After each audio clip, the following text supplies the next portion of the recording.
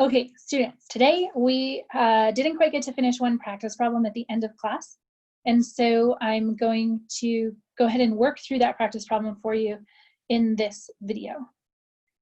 So the problem that we had was we wanted to know the pH of a 0.1 molar solution of Na2C2O4.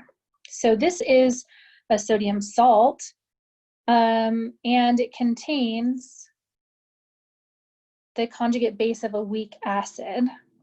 So they also gave us Ka1 for H2C2O4, and that value is 5.9 times 10 to the minus 2. And they gave us Ka2 for H2C2O4, which is 6.4 times 10 to the minus 5. And so now they want us to go ahead and calculate the pH of the solution. Now the solution doesn't actually contain H2C2O4, it contains C2O4 2-, which is like the second conjugate base of this guy. So we know we're gonna have to use the Ka's to find the Kb, but which one? It turns out this Ka, the first one, is like going from H2C2O4 to HC2O4-, and the second one is where we go from HC2O4- to C2O4 2-. I'll add those on just to be clear.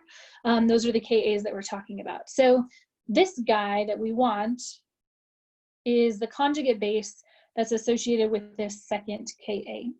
So we can find a Kb for C2O4 2-, and it's just going to be Kw over Ka2.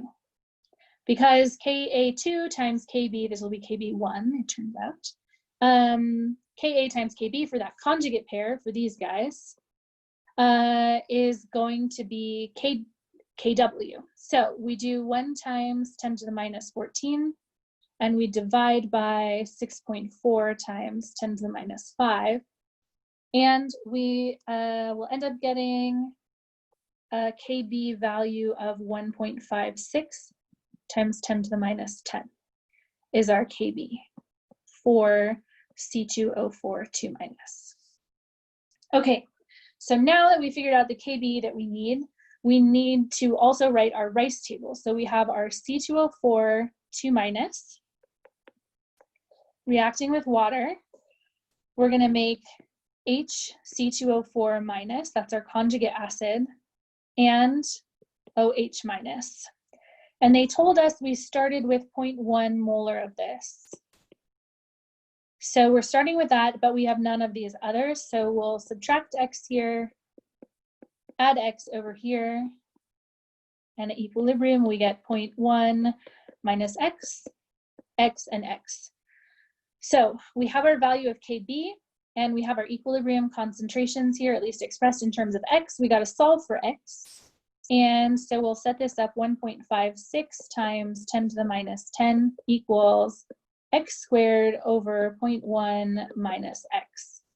And here, because our K value is very small, we can neglect this X on the bottom and then multiply by 0.1 and take the square root, and we'll end up getting X equals 3.95 times 10 to the minus 6.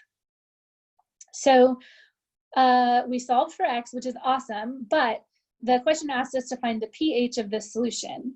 So the only thing that this X is going to help us with here is that it gives us the concentration of OH-. So if we know our concentration of OH-, then we can get the POH, which is the negative log of the concentration of OH-. So negative log of 3.95 times 10 to the minus 6, our X value that we just calculated. And we get 5.4. I've rounded off a little bit. Please forgive me for rounding off. I probably shouldn't have, but I did. So our POH will be 5.4, and our pH will be 14 minus the POH, And so that gives us 8.6. Now, I didn't mention this before, but if we look at the values for the Kas, you'll notice here that we have a 10 to the minus 5 and then a 10 to the minus 2. So they're 3 orders of magnitude different. When we turn them into Kb values, we get 10 to the minus 10 and 10 to the minus 13. And so because they're 3 orders of magnitude different, we don't have to worry about doing that second rice table. So the problem is actually pretty easy as long as you know how to get the Kb value. It's just one rice table and solving for x and then calculating the pH. But you can get confused if you do the second rice table, but it's unnecessary to do it for this problem.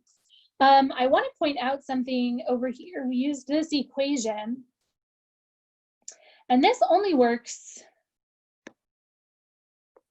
at 25 degrees Celsius because the value of Kw will change. So if you're at some other temperature, your Kw will equal the concentration of H3O plus times the concentration of OH minus, but it could be a different value. And so it might not be 14 that you would subtract it from. So if you're at a different temperature, you'd have to calculate that out. That's sort of a side note, but just something to be aware of. Okay, I think that we have shared this problem, so hopefully that makes sense.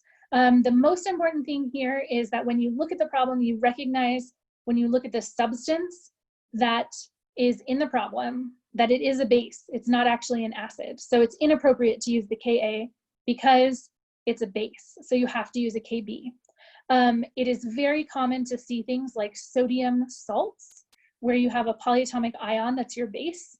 And so when you put it in water, it's actually going to act as a base and it's not an acid. You can tell the difference because acids have H's on the front.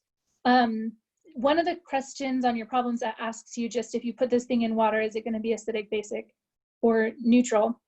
And that's part of the part of figuring that out is recognizing sodium or potassium salts are commonly a way to put a base into water.